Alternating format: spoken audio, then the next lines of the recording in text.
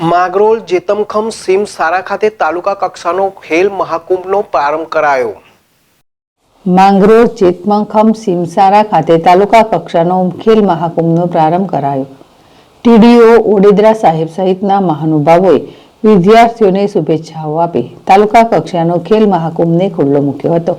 આ તાલુકા કક્ષાના મહાકુંભમાં કબડ્ડી, ખોખો જેવી વિવિધ રમત માટે 48 થી 52 જેટલી ટીમો 7 દિવસ માટે 2000 જેટલા ખેલાડીઓએ ભાગ લીધો છે. આ પ્રસંગે ટીડીઓ ઓડેદરા પાલિકા પૂર્વ પ્રમુખ અને ગાંચી સમાજના પ્રમુખ મોહમ્મદ હુસેન ઝાલા, વિવિધ શાળાના સ્ટાફ, સામાજિક આગેવાનો, વિદ્યાર્થીઓ અને રમતગમતના કોચ સહિતના લોકો ઉપસ્થિત રહ્યા હતા. સમગ્ર ખેલ મહાકુંભનો સફળ સંચાલન તાલુકા રમતગમત કન્વીનર શૈલેષ પરમાર દ્વારા કમલેશ ગરચર સાહેબ, ઇકબાલ સાહેબ, સુરા વગેરે કર્યો હતો. જીતુ પરમાર, ZSTV માંગરોળ.